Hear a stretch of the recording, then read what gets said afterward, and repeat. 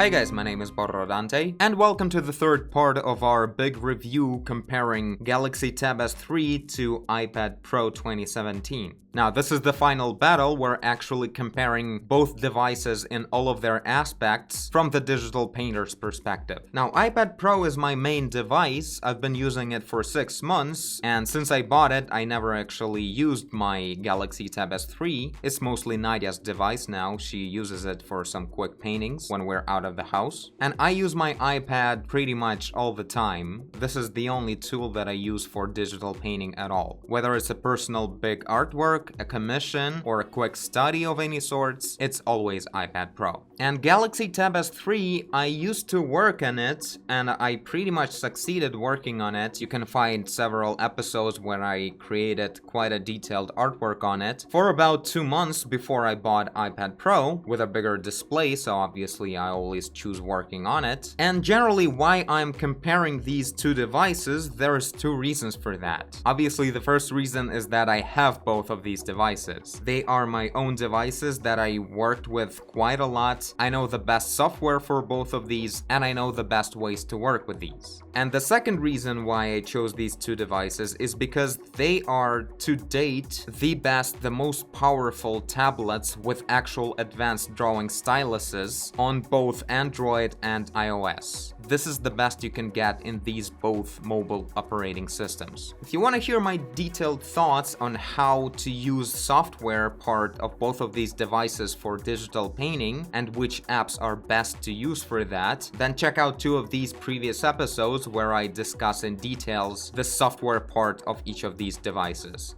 Now let's jump right into it by looking at how both of these devices together perform comparing to desktop. This is the big question. Can we completely drop desktop software and work only on these devices? Spoiler alert, you can on iPad. So on both of these devices, their pros are pretty obvious. First of all, they're mobile. They're really light, they're silent and cold, they're very compact, you won't really notice them in your backpack, and they both have a pretty huge battery life, which is really important. This is a huge advantage comparing to desktop. You can work anywhere, and I'm not just talking about working outdoors or when you're on the go. It also applies to when you're at home. You can work on your couch, you can work on your balcony, looking outside, or maybe even literally doing studies from the view that you have. You can keep working even if you have diarrhea. Like, it's mobile, it's perfect. Another advantage is of course the price. Comparing to a full-blown desktop system with a good graphics card, good processor, and a good drawing display, oh my god, the most expensive iPad is dirt cheap comparing to that. And another solid advantage of mobile devices is innovation. Mobile app stores, that's where all the fun is going on right now. All the best, most frequently updated software you can find exactly there, with developers actually talking to people. Now for the cons. I think pretty much all of them are temporary, but there's quite a few. First of all, mobile software. Comparing to desktop, this software is still a little bit too mobile. Many apps aren't keyboard friendly, and they put interface minimalism ahead of speed and comfort. Even though tablet displays grew pretty big lately, it's still not quite taking the full advantage of this size. For operating systems, file management, multitasking, drag and drop features are in full bloom right now, but they're still not quite there as well. It's not as flexible as on desktop, and not all apps fully support it. Another con is that drawing stands aren't really a thing for mobile tablets. There is one insanely overpriced drawing stand for iPad though. I don't think I'll ever try it, especially considering buying that from Ukraine is probably impossible. So generally you deal with the generic tablet covers, and the problem with that is that you can get either too flat or too tall. We need exactly somewhere in the middle to be comfortable drawing on it. There's a bunch of ways around it, like for instance drawing on your knee is actually very comfortable with these devices, and also there's just a few tricks to make it work better. It's fine, but it could be much better.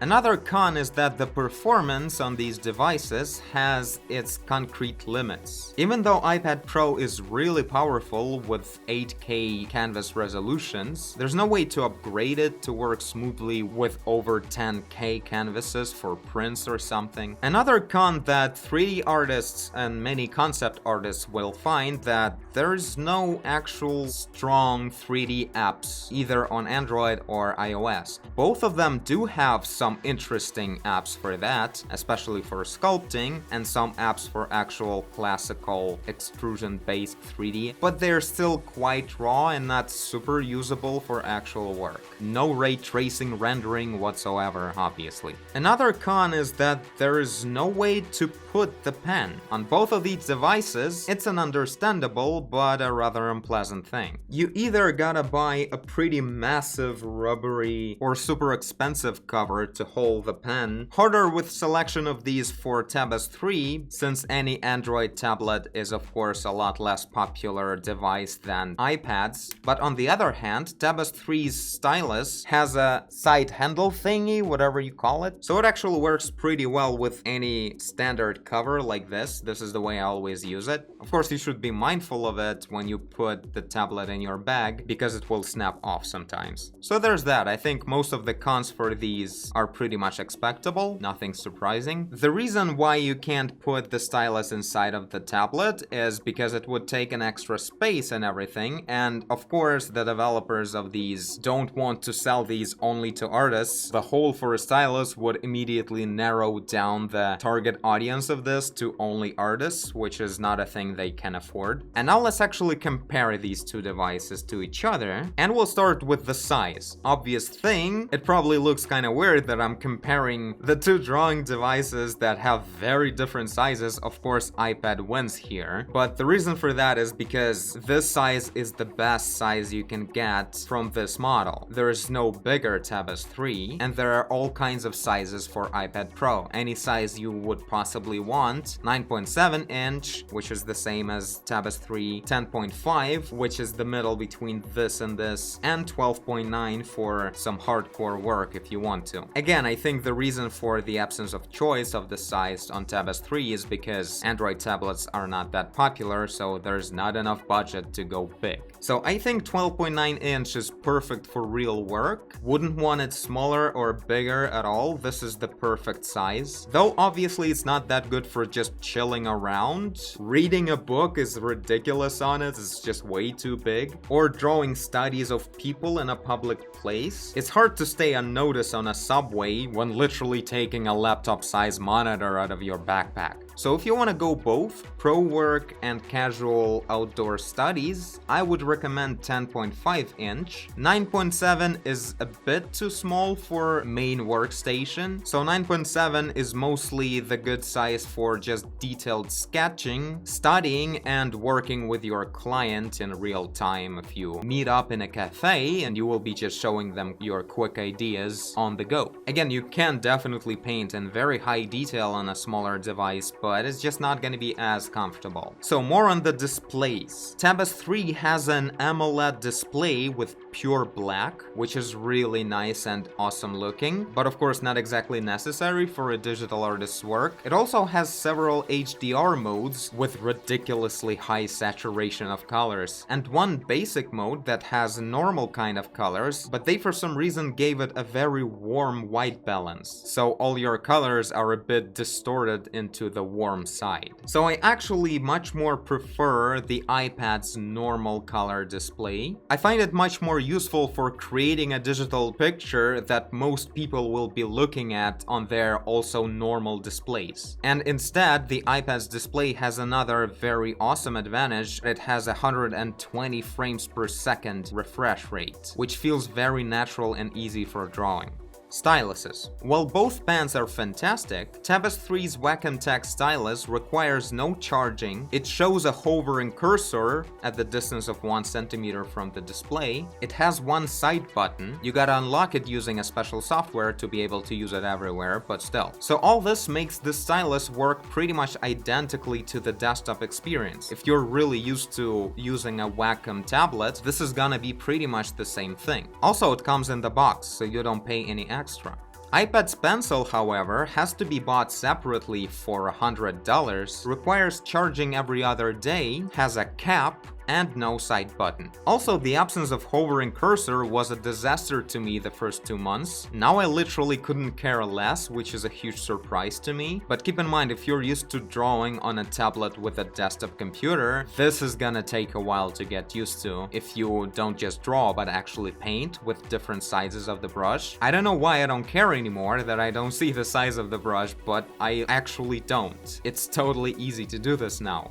It's weird, but 2 months it took to adjust. And speaking on the advantages of Apple Pencil, it has the next level amazing response and parallax. It actually feels like the tip of the pencil actually touches the color that you're painting. There's absolutely no visible distance, and the response is so high combined with the 120 frames per second that whenever you draw a really quick line, it feels like this is the actual pencil you're holding in your hand. There's no distance between the new brushstroke appearing and the tip of your pencil. Feels completely natural and so easy to work with. No invisible frame between you and the digital colors. And the pen of Tabas 3 just has a pretty good Wacom Tech response and parallax. The parallax is actually really small but kind of noticeable, and the lag of the stroke also noticeable but far from being bad. But of course, in this, it's no competition to Apple Pencil. It's not necessary at all to have the pencil's quality for actual work. I never even experienced this kind of quality in years of my practice before iPad, but it definitely feels a lot easier to work with, especially when you want to do something expressive, to have no frame between you and your colors. So more on the drawing experience, with iPad you can and should work with a bare hand. You just hold your pencil in your hand and this is all you need for work. Really good palm rejection algorithm, works just perfectly. With Wacom Tech on a touch screen, it's a really good idea to use one of these drawing gloves that I used to use a lot. Lately you never see it at all on my channel because I always use iPad. On iPad this thing will make it go crazy because palm rejection algorithm has to see a full palm to reject it. And on Tabas 3 there's no actual palm rejection really. The only palm rejection that it has is the fact that when you see a hovering cursor while holding the pen 1 centimeter away from the display, that's when you can touch the display anywhere you want, because touch is completely turned off at that moment. So you always have, before touching the display, you first have to bring the pen closer to the display and then you're free to touch it any way you want. That brings a limitation of the fact that you can't have your pen really close to the display and also change some settings with another hand, because touch is completely off at that moment. You have to take your hand away completely. And on iPad you can draw and change the size of the brush at the same time, like in one brush stroke. A very different experience. And on the screen protection, on Tabas 3 you can use pretty much any screen protection you want. The hard tempered glass with amazing cover kind of screen protector that has a good thickness and everything, it will totally work because Wacom technology has no problems with a slightly bigger distance between the pen and the surface. While on iPad, pencil is being recognized by the display at like 1/4 of millimeter, and on that distance it actually starts getting like wiggly lines. You can't draw a straight line with it that way. So instead of any kind of hard protection screens, I recommend using what I use, which is a soft film protector, as thin as possible. Pretty much the only reason you use it is to protect your iPad from scratches. And of course when you're drawing, after a long while you will get some scratches, not to mention just scratching it occasionally without drawing. So yeah, definitely use film protector on iPad. Another thing is the friction of the surface of the screen for the stylus tips. On iPad, if you just try it on its own, it feels like it's just hard plastic on hard plastic, like just purely smooth experience. But actually when I compared it to a completely hard nib of the Tabas 3 on its screen, this is the actual plastic on plastic. It's a lot more smooth. It's really hard to just make a dot on this display. You will always like slide into some kind of wiggle. There's also rubbery black nibs for this that apply a lot more friction to the surface, but it's better for only drawing, not that much for painting. I usually preferred it for everything when I was using the Tabas 3, but Nadia right now really prefers the hard one more because it's hard to make actual paintings with the really high friction nib. And Apple Pencil's friction is just right, somewhere in between. screen, closer to the hard one. So it's a lot more universal and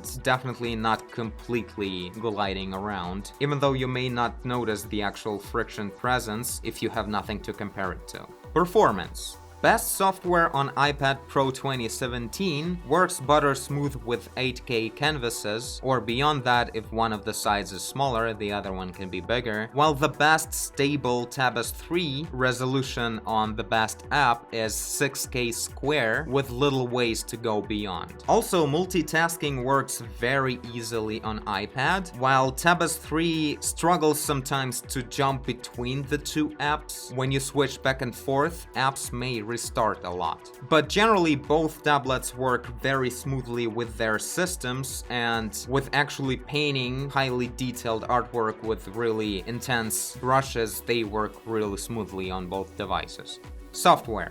I went super specific on this subject in the previous 2 parts of this review. You can check them right here. Each video is for each of these devices, so check it out to know exactly which apps are the best and how to use them. But here's some comparison of general workflow limits between the 2 devices considering their best apps. So on Tab S3 for real work you want to use Artflow, which is surprisingly amazing and really close to a desktop app, supporting customizable keyboard shortcuts and having a brush engine somewhat resembling Photoshop brushes but not really, with limited opacity and flow control. It's not perfect. For instance, there is a lack of different blending modes for the texture in the brush stroke, which results in too soft or too hard brush strokes all the time. And RStudio Pro on iPad doesn't support customizable keyboard shortcuts, but has a perfect brush engine that is pretty much an advanced version of the Photoshop brush engine, and it has an almost identical set of features and filters and effects to Photoshop and much more than that. Generally, of course, iOS has a much richer selection of apps. They develop a lot more rapidly, and pretty much all the fun stuff in the future is expected to happen here. Android is really losing the tablet game lately, and it shows. Smaller selection of actually serious apps, and they mostly develop pretty slowly, with the same features dragging on and on in beta testing. Operating systems. iPad Pro has actual drag and drop between apps, which is amazing. This is making it so close to actual desktop workflow. You can actually drag and drop a picture from a website from your Google Chrome even, right onto the canvas in Procreate and have it appear in one of the layers of your document. That is amazing. You can look for references and work with them immediately. This is so cool. Apple has a somewhat restricted multitasking, with apps only being able to split the screens only vertically with a vertical split. Also, there's an option to have a second app as a floating window, but that window always takes the full height of the display, and it can only stay at the right or the left edge of your display, nowhere in between or anything. Not actually a free floating window. And finally, iPad has a really awesome feature of automatic, seamless backup of all of your documents straight from your art app into the iCloud. So all of your artwork is safer than you are.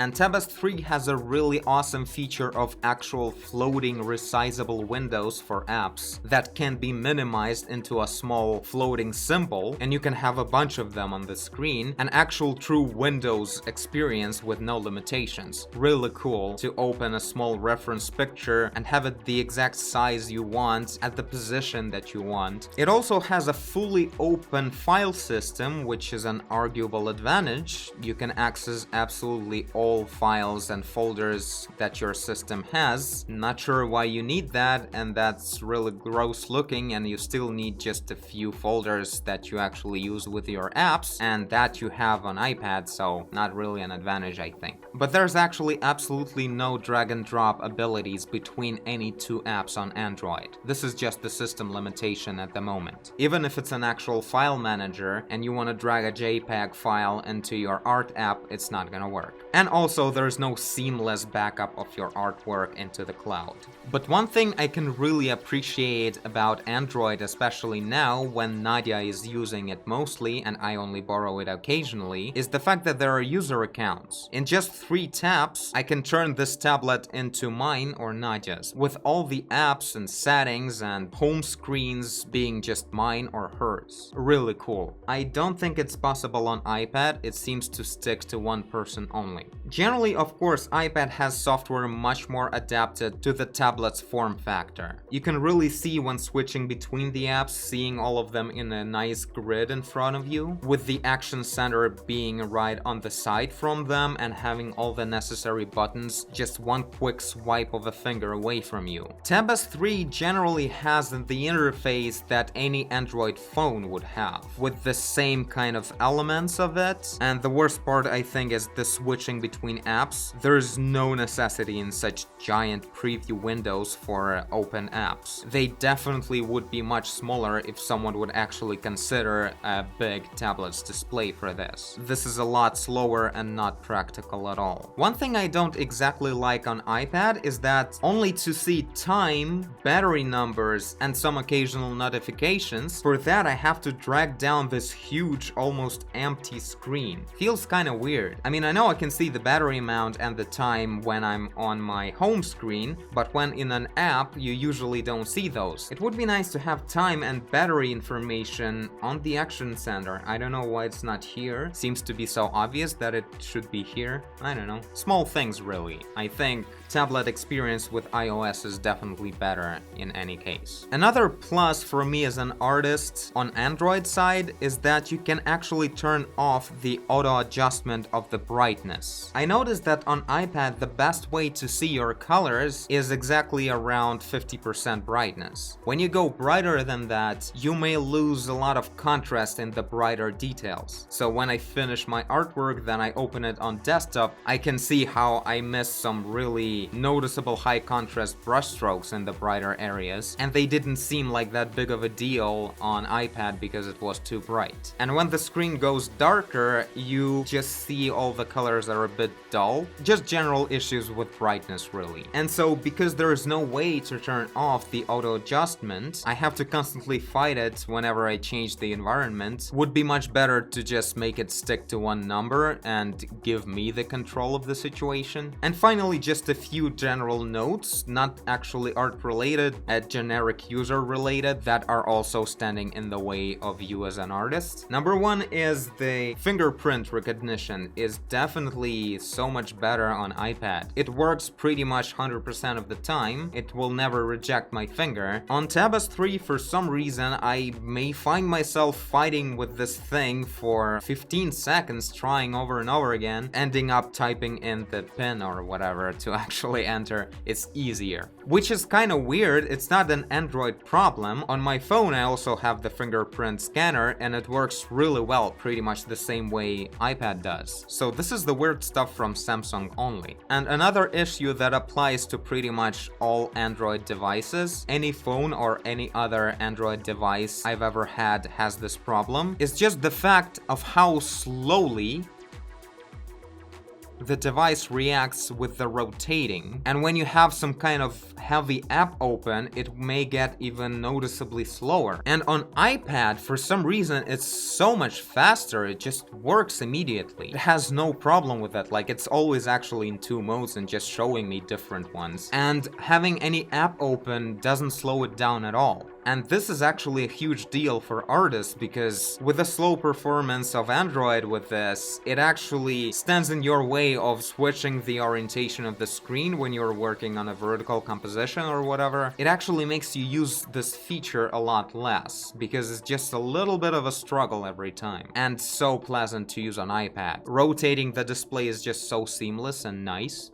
Conclusion. If you only need a smaller kind of tablet for quick but precise drawing, studying or concepting anywhere you want, Tab S3 may be a good option, but only if you're really used to desktop drawing display workflow. With a Wacom-like stylus with a hovering display and a side button, this is much closer to that. If you wanna arguably save $50, I'm not sure on the prices, but they're almost the same actually, or if you really hate Apple products, then go with the Tab S3. It's a really good option, probably the next best thing. But in any other case, if you want a bigger display, if you want more performance, if you want a better experience with the tablet form factor, and much broader and more rapidly developing selection of apps, then go with whatever size of iPad you want. I think this is it. Not a lot of options on the Tab S3. Not because it's a bad tablet, it's a really good one, and the fact that it supports the stylus mechanics the same way the desktop system would have is a really huge deal, but it's all about the fact that iPads are just so much more well-adjusted, well-supported, and kind of from the future. I don't know, they're so fast and smooth. iPad is better, but a little bit different from what you're used to if you're a professional digital artist. This is much closer to it, but not as awesome. So yeah, this is it. Tell me guys what you think about this. I wonder if there are some people in the comments that would say that Tab S3 is definitely better for them, because it seems to be not a very popular opinion. So if you have something interesting to say, please tell me in the comments. One thing I can say for sure that both of these devices are so much better than the Wacom Companion 2 or Mobile Studio Pro. Those things are just too big, they die too quickly, they're not really mobile, and Windows is not really a mobile system, even though it's kind of mobile now. This is the thing for mobile for sure. And on that note, I thank you for watching if you did, I guess you did if you're here. Leave a like and subscribe, tell a friend, swipe, do whatever you want, and I will see you in the next one. Bye!